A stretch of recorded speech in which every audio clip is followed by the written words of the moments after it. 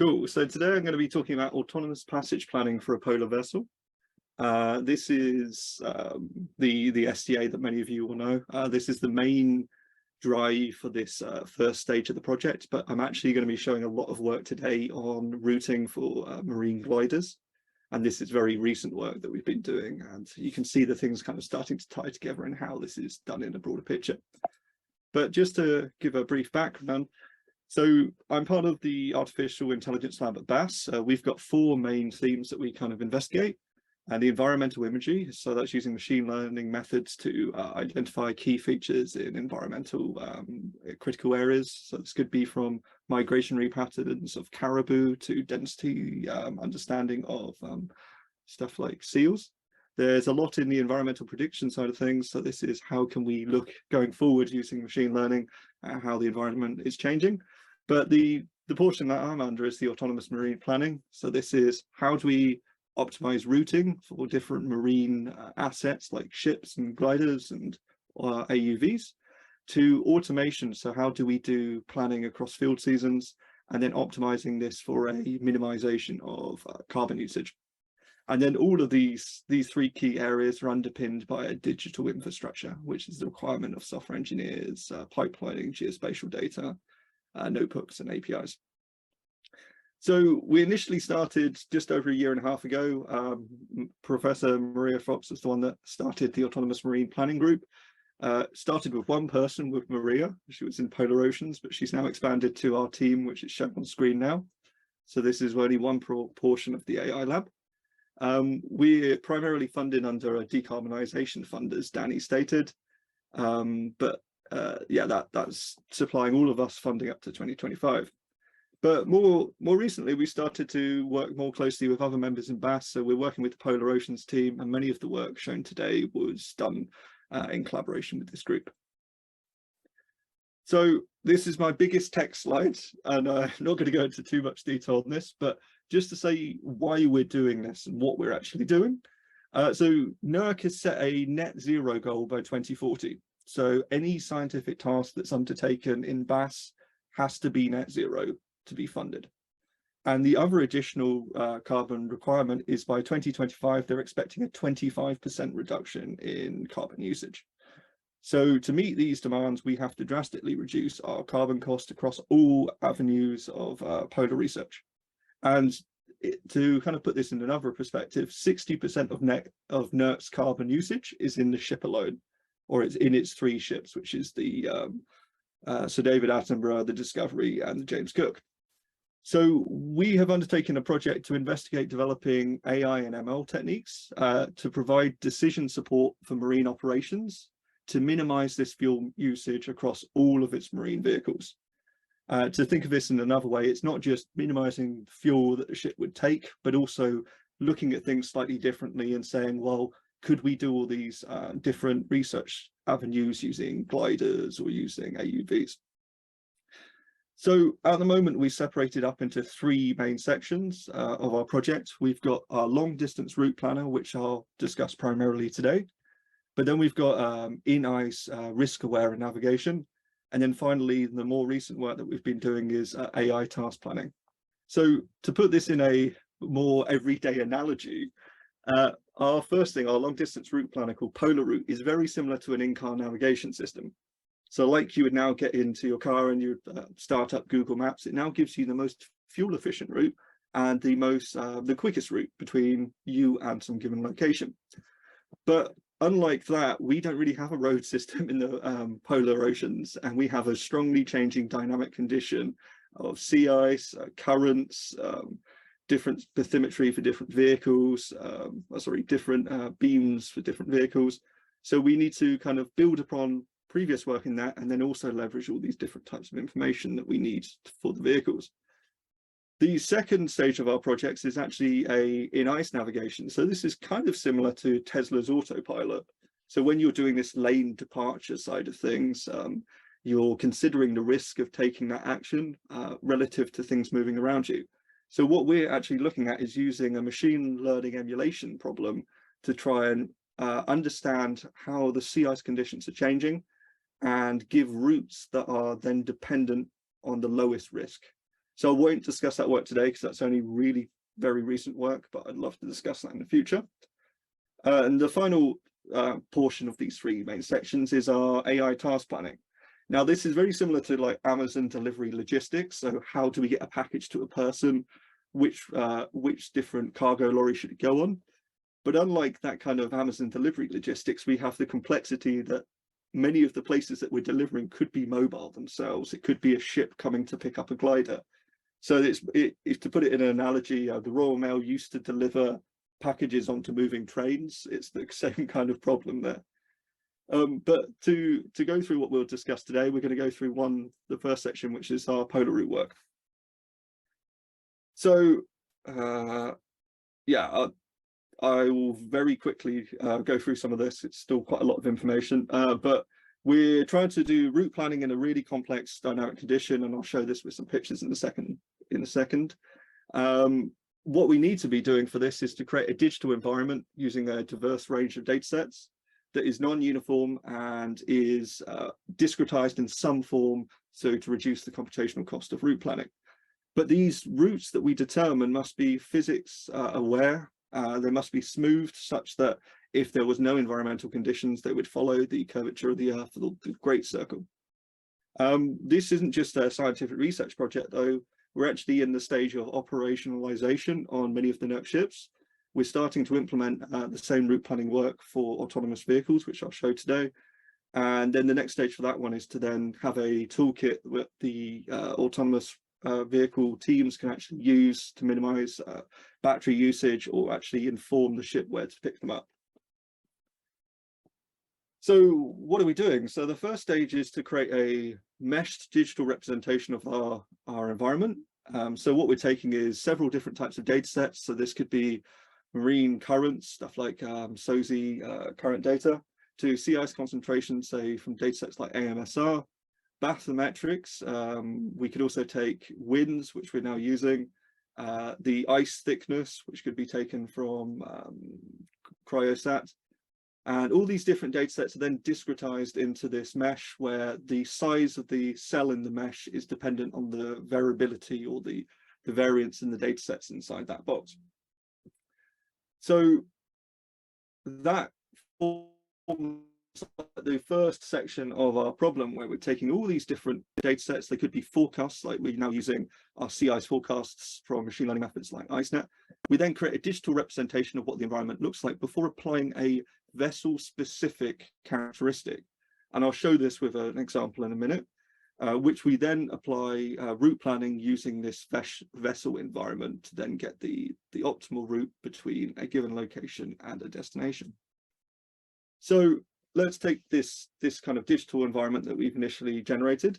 So on this, I've only shown the land, which is represented in black, and the sea ice concentration, which is shown in these purples. So you can see it's in a very discretized form, but you can see the higher the purple, the higher the sea ice concentration. And this is from January earlier this year. So if we looked into one of these cell boxes, we would have characteristics. So there could be the sea ice concentration, the current that drives this, the depth from the bathymetrics. It could be wind, wave, and we make it such that users can put in any information that they want from this. And all you have to do is understand how that would affect the ship characteristics. So the next stage is the ship sees that environment very differently to the different environmental data sets. So for example, we have a good understanding for our flagship ship, the Sir David Attenborough, what its fuel usage will be in different sea ice concentrations. So what we're seeing on this map here is a color map where you see the higher the red color, the higher the fuel usage. And even this areas of solid red are areas of inaccessible ice, so areas where the sea ice concentration is too high for the ship to enter, so it would become beset. And you can see that it has these interesting effects that around the edge of the ice, you actually have a large fuel usage because you go very quick through them, but there is a resistive force against the ship. So now we have these vehicle-specific characteristics from the mesh that are applied on top of this environmental mesh. So now each of these cell boxes have the addition of the ice resistance to the ship, the maximum speed that it could do in the cell box, and its fuel consumption. So using all this information, we can then use graphical-based AI tools to then construct the quickest or the most fuel efficient routes from a given location to a series of destinations. So these routes here are shown as the optimal transit time routes. And you can see that this is from a starting position of the SDA in January this year to a series of possible locations. But the interesting thing is you can change the objective function. So you could say, well, I don't want to go the quickest route. I now want to go for the route that minimizes the fuel usage. So this is an example where we go from the position close to Halley here, WP1, to the end location of WP2. There's two different routes here. There's one that's the most fuel efficient route, which is showing the one that's more risk aware around the sea ice. And then the other one is the most, the quickest route. And we then get metrics of how much time saving there could be by taking the quickest route relative to the fuel cost by doing that. Okay, so that was for the SDA though, but the whole framework that we're developing takes in the vehicle's response in the environment. So we can change how the vehicle responds. We can say, well, its maximum speed isn't the SDA, it's actually that of a marine glider. It has no fuel usage, but it has a battery consumption that's dependent on the depth of the environment, and it's driven more strongly by the currents in the environment. So for what's shown on screen here, we take our original meshed environment, but we now apply a very different vehicle characteristic, which is shown in the middle column, where we cannot go close to sea ice. So we have a maximum threshold of the sea ice, which is showing these really dark red areas. But the battery usage is just dependent on the bathymetrics. So you can see that close to the Antarctic Peninsula, you've got a high battery usage, but then when you go into open waters, it's lower. But in this case, the maximum speed of the vehicle is much slower. So if we plot the currents on top of this, we can see that maybe it will be driven more by the currents as it navigates between a start point and an end point. So if we looked at this and actually created the routes, so we're now doing a from Rothera to Port Stanley and from Port Stanley to Rothera, but now doing the quickest route and the most battery reducing routes, then you can see that actually when you go from Rothera to Stanley, you follow very closely the currents because they're giving you that little push forward. And when you're coming back from Stanley, because these currents are so strong for the marine gliders, you actually still use them, but you try and hug in as close as you can to the peninsula so you don't have that strong forcing back on the glider. But when you're looking at the battery one, because there's this really high battery usage close to the coast because it can't do its full 1,000-meter dive, you actually go out further from the coastline, hug up to the north, and then go around this kind of like hump in the bathymetrics before going into Stanley. But again, you're fighting against the currents as you're coming back to Rothera. So these represent the routes for the quickest and the lowest battery usage. We can then get the metrics out of this. So if we looked at the quickest routes, we would see it's 51 days from Rothera to Stanley, but returning from from the Falklands to Rothera, that's a typo, it's 91 days, and the battery usage is very different because you're going against the currents. And similarly, you can do the same for the lowest battery routes. So they're slightly longer in transit time, but they're reducing the total battery usage. And then the metric differences, you can see that by taking the battery route, you're actually saving 4 days. It's 4 days slower, but you're only saving 38 amp hours of battery. And then if you're going back from the Falklands to Rothera, it's 9 days longer and you're only saving 36 amp hours. But that's only one characteristic of these gliders. What happens when things go a bit wrong? So if we have these as our environmental routes that we were considering taking, we now start to undertake that route. And then we say during that transit, something goes wrong and the glider becomes unresponsive. It drops its mass, its weight, and it bobs up to the surface. It's still detectable, it's still sampling, but it's now it doesn't have any propulsion and it's gliding based on the currents. So we can change the vehicle characteristics to say, at this point, 40 days into its transit, it failed. It then followed the currents, and we can say, where will it be in 60 days time? And we can then play the game of, well, can we if we pick that up, how much additional fuel would it cost for, say, the ship to pick that glider up? So on this plot here, we've got a transit between Port Stanley and Rothera for the ship. And we're saying that transit was already planned. It was considering to do a redeployment at Rothera, giving supplies. How much additional fuel usage would it cost to then go pick up that glider, and how much additional time are you costing to pick it up? So the time is only almost 2 hours addition. It's about 2 tons of fuel, which is about 6 tons of TCO2e.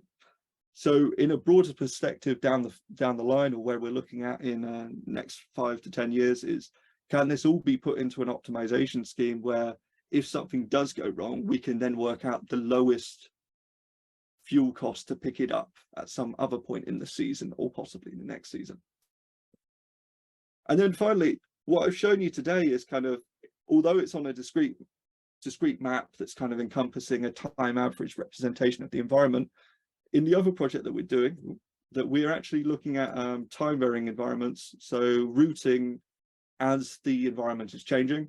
And that work that we're doing in that problem will actually be leveraged into this work. So instead of seeing these static current fields, you'll see the gyres kind of moving as we have forecasts of those kind of environmental variables.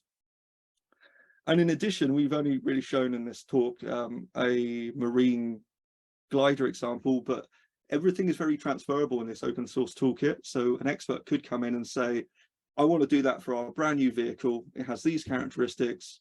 What would the routing look like? And we're trying to make this more freely available for people to change, and happy to work with people to put in new type of assets. And then finally, I showed the routes for the SDA ship with these very smooth effects. We're still dealing with a couple of the kinks, no pun intended, on the glider-based examples due to the massively reduced maximum speed. But we're expecting to get this work done within the next half year, so that won't take too long at all. So just to go back to our big overview, I know I talked through quite quickly our long distance route planning, but that is only the first stage. The next stages are we're doing this in ice navigation, which could also be used for in ice surfacing for gliders, for example, or how you would take an AUV into ice conditions. So that work will be completely transferable and could be changed for a different asset. And then finally, our AI task planning is already in these stages where we're starting to work with the marine planning groups at BAS to look at ways that we can optimize. When would we do a scientific task? Should we wait half a season when the ice is less in that area? Or could that be done by a glider? What do you lose for your scientific gain from that? So that's the kind of the broader perspective, that all of these things will flow upstream, meaning that our long distance route planning will then have a risk aware navigation in addition to being used in our task planning, and could be leveraged across multiple institutions and multiple research areas.